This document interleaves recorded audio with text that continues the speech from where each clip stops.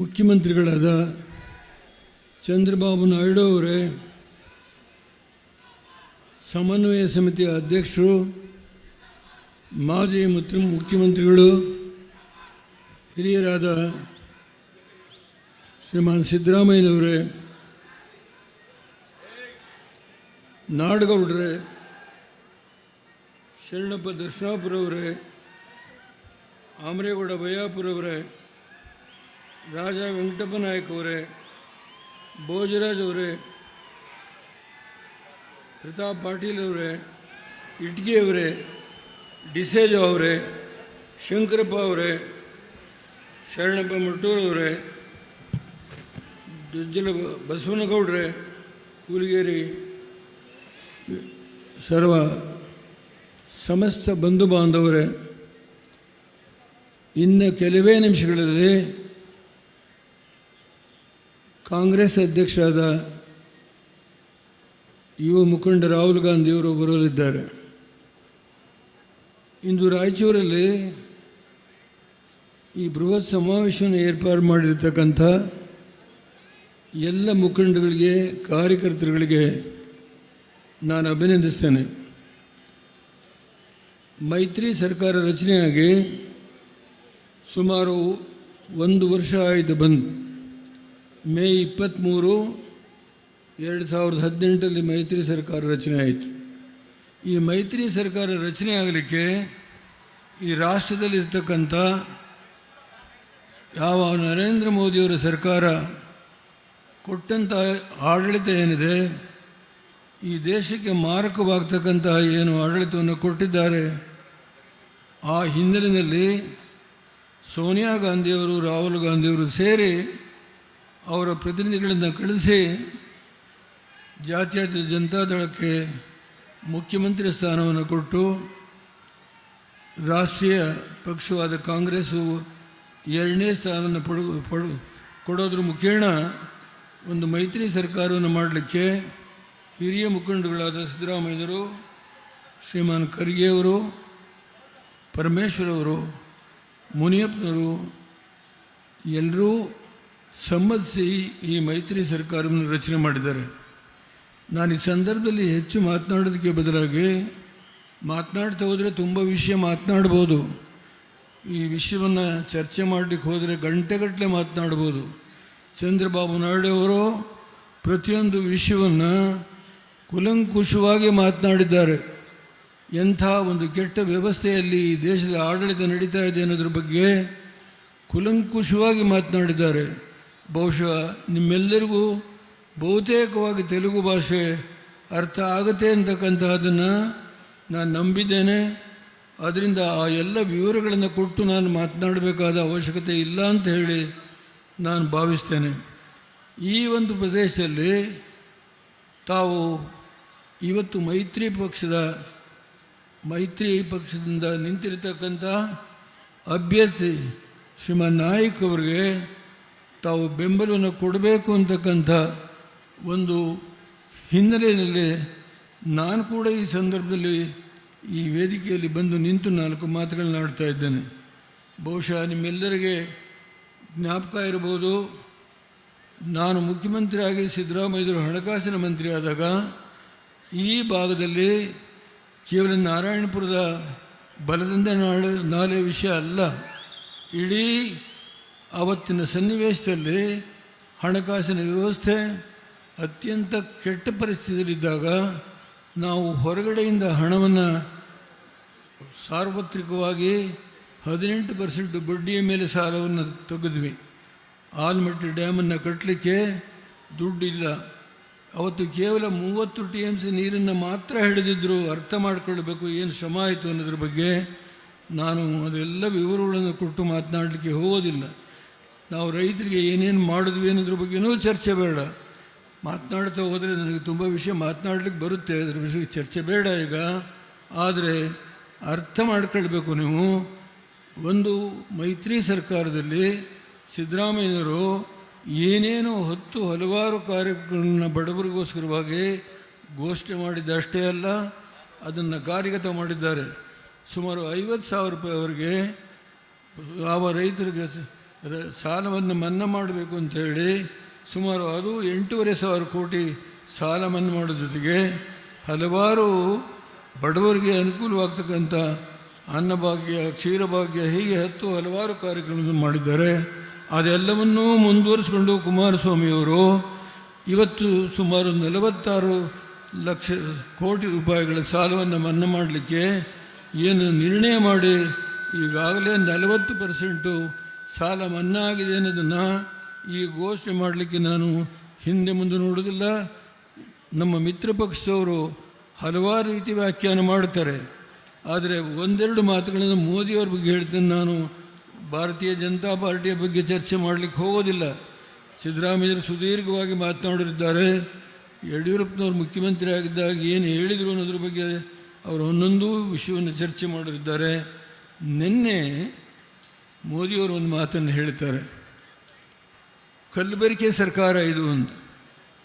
ಒಬ್ಬ ಪ್ರಧಾನಮಂತ್ರಿ ಆಗಿರೋನು ಯಾವ ಶಬ್ದವನ್ನು ಬಳಕೆ ಮಾಡಬೇಕು ಅನ್ನೋದರ ಅರಿವಿರಬೇಕು. ತಾನು ಮಾತನಾಡುವಾಗ ಅದು ತನಗೇ ಏನು ಹಿಂದೆ ಹೊಡೆಯುತ್ತೋ ಅದನ್ನು ಅರ್ಥ ಮಾಡಿಕೊಳ್ಬೇಕು.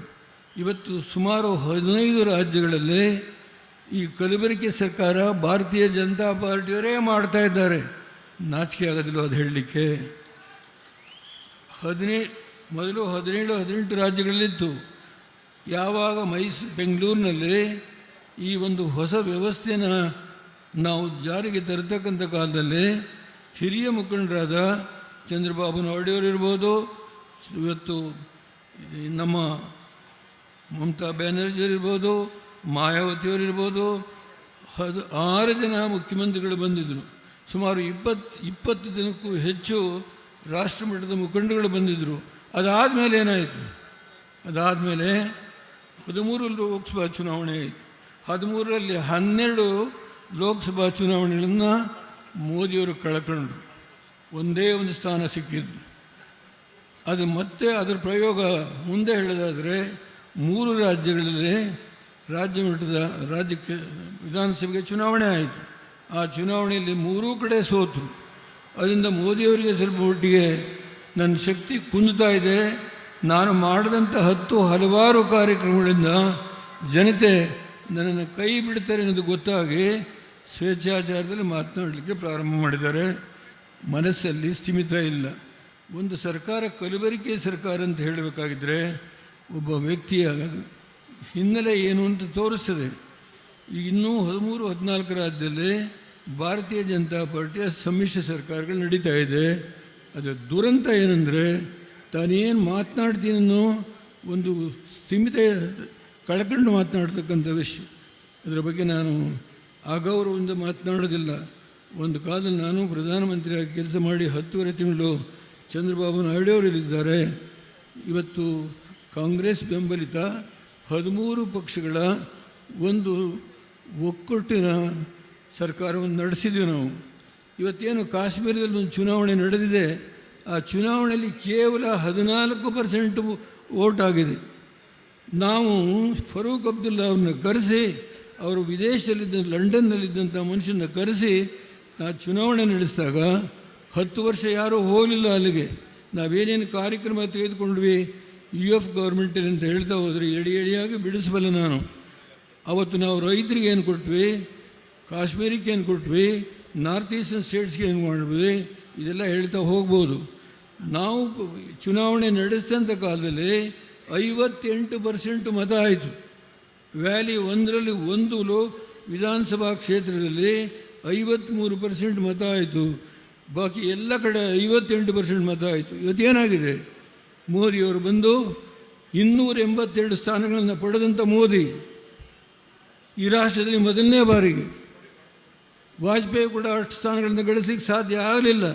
ಅವ್ರಿಗೆ ತೆಗೆದುಕೊಂಡಿದ್ದು 186-188 ಸ್ಥಾನ.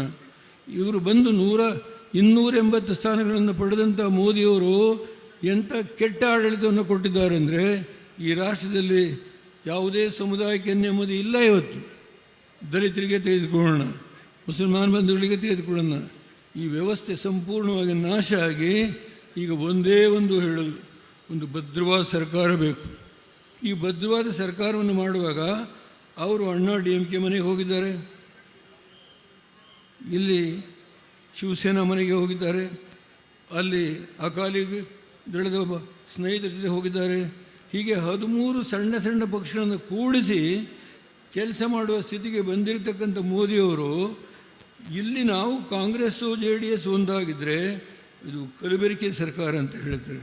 ಎಷ್ಟೊಂದು ಲಘುವಾಗಿ ಕೆಳಮಟ್ಟದ ಮಾತುಗಳನ್ನು ಬಳಕೆ ಮಾಡ್ತಾರೆ ಅಂದರೆ ಇದು ನಾನು ಹಿಂದೆಂದೂ ಒಬ್ಬ ದೇಶದ ಪ್ರಧಾನಮಂತ್ರಿ ಆಗಿರೋ ಈ ಮಟ್ಟಕ್ಕೆ ಇಳಿದು ಮಾತನಾಡ್ತಾ ಅಂತಕ್ಕಂಥ ಅದನ್ನು ಹಿಂದೂ ಕೇಳಿಲ್ಲ, ಮುಂದೆ ಕೇಳ್ತೀವೋ ಏನೋ ಗೊತ್ತಿಲ್ಲ ನನಗೆ.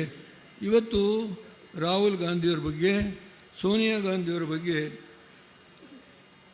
ಕಾಂಗ್ರೆಸ್ ಮುಕ್ತ ಭಾರತ ಮಾಡ್ತೀನಿ ಅಂತ, ಭ್ರಷ್ಟ ಮುಕ್ತ ಭಾರತ ಮಾಡ್ತೀನಿ ಅಂತ ಹೇಳಿದ್ರು.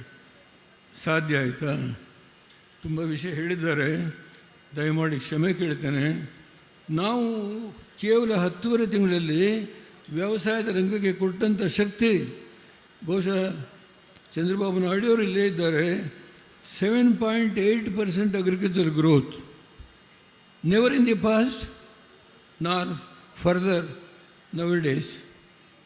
ಅದರಿಂದ ಆ ಒಂದು ಎತ್ತರಕ್ಕೆ ನಾವು ವ್ಯವಸಾಯಗಾರರಿಗೆ ಕೊಟ್ಟಂಥ ಒಂದು ಹಿನ್ನೆಲೆಯಲ್ಲಿ ಇವತ್ತು ನಾವು ಮಾತನಾಡಬೇಕಾಗಿದೆ.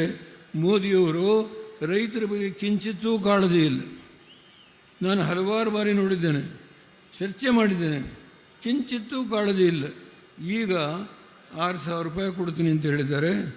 ಅದರಲ್ಲೂ 6,000 ರೂಪಾಯಿ ಅಂತ ತಾವು ಅರ್ಥ ಮಾಡಿಕೊಳ್ಬೇಕು. ಒಂದು ಕುಟುಂಬದಲ್ಲಿ 3 ಜನ ಇದ್ದರೆ 15 ರೂಪಾಯಿ ಸಿಗೋದಿಲ್ಲ. ಇಂಥ ಒಂದು ಅಷ್ಟೇ ಅಲ್ಲ, ಹಲವಾರು ಯೋಜನೆಗಳಲ್ಲಿ ಹಣವನ್ನು ಕಡಿತ ಮಾಡಿದ್ದಾರೆ. ಆರ್ಥಿಕ ವ್ಯವಸ್ಥೆ ಚೆನ್ನಾಗಿಲ್ಲ ಇವತ್ತು ದೇಶದಲ್ಲಿ. ಒಂದು ಕೊನೆಯ ಮಾತನ್ನು ಹೇಳ್ತೇನೆ, ತಮ್ಮೆಲ್ಲರಲ್ಲಿ ಕೈ ಮುಗಿದು ಪ್ರಾರ್ಥನೆ ಮಾಡ್ತೇನೆ. ಈ ಮೈತ್ರಿ ಸರ್ಕಾರದಲ್ಲಿ ನಮ್ಮ ಎಲ್ಲ ಕಾರ್ಯಕರ್ತರು, ದೇವೇಗೌಡರು ಬಂದರು, ಸಿದ್ದರಾಮಯ್ಯರು ಬಂದರು, ಒಂದು 8-9 ತಿಂಗಳಲ್ಲಿ ಒಂದಾದರು. ನಾವು ತಳಮಟ್ಟದಲ್ಲಿ ಇಷ್ಟೆಲ್ಲ ಹೋರಾಟ ಮಾಡಿದ್ದೇವೆ ಅನ್ನುವ ಮನೋಭಾವನೆ ಇದ್ದರೆ ದಯಮಾಡಿ ಈ ದೇಶದ ದೃಷ್ಟಿಯಿಂದ ತಾವು ಮರಿಬೇಕು. ಮರೆತು ಇವತ್ತು ಕರ್ನಾಟಕದಲ್ಲಿ 28 ಸ್ಥಾನದಲ್ಲಿ ಅವರು 27 ಹಾಕಿದ್ದಾರೆ. ಮಂಡ್ಯದಲ್ಲಿ ಅಭ್ಯರ್ಥಿ ಹಾಕಲಿಲ್ಲ, ಪಕ್ಷೇತರ ಅಭ್ಯರ್ಥಿಗೆ ಬೆಂಬಲ ಕೊಟ್ಟಿದ್ದಾರೆ. ನಾವು ಈ ಹಿನ್ನೆಲೆಯಲ್ಲಿ ನಾವಿಲ್ಲಿ ಬಂದು ಒಂದು ವೇದಿಕೆಯ ಮೇಲೆ ನಿಂತು ಮಾತನಾಡ್ತಕ್ಕಂಥದ್ದು, ನಾನು ತಮ್ಮಲ್ಲಿ ಕೈ ಜೋಡಿಸಿ ಬೇಡ್ಕೊಳ್ತೇನೆ, ತಾವೆಲ್ಲರೂ ಇವತ್ತು ಇಲ್ಲಿ ನಿಂತಿರ್ತಕ್ಕಂಥ ಮೈತ್ರಿ ಅಭ್ಯರ್ಥಿಯವರ ತಂದೆಯವರು ನಮ್ಮ ಜೊತೆ ಕೆಲಸ ಮಾಡಿದ್ದಾರೆ, ಅವರ ಪುತ್ರನಾಗಿ ನಿಂತಿರ್ತಕ್ಕಂಥ ಶ್ರೀಮಾನ್ ನಾಯಕ್ ಅವರಿಗೆ ತಾವು ಬೆಂಬಲವನ್ನು ಕೊಟ್ಟು ಅತ್ಯಂತ ಅಧಿಕ ಬಹುಮತಗಳನ್ನು ಗೆಲ್ಲಿಸ್ಕೊಡ್ಬೇಕು ಅಂಥೇಳಿ ತಮ್ಮಲ್ಲಿ ನಾನು ಕೈ ಮುಗಿದು ಪ್ರಾರ್ಥನೆ ಮಾಡ್ತೇನೆ. ಸರ್ವರಿಗೂ ನಮಸ್ಕಾರ. ಜೈ ಹಿಂದ್, ಜೈ ಕರ್ನಾಟಕ.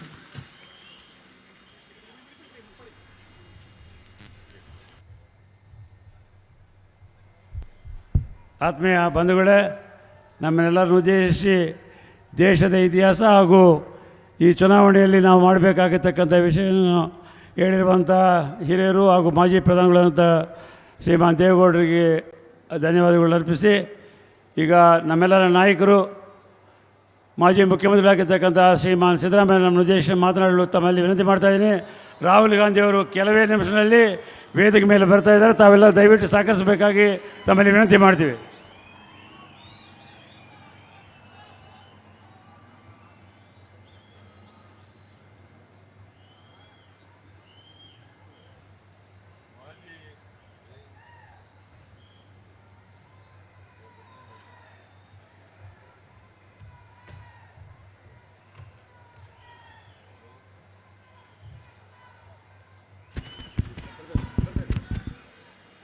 ಮೊದಲು ಬರ್ತಾ ಇರಲಿಲ್ಲ.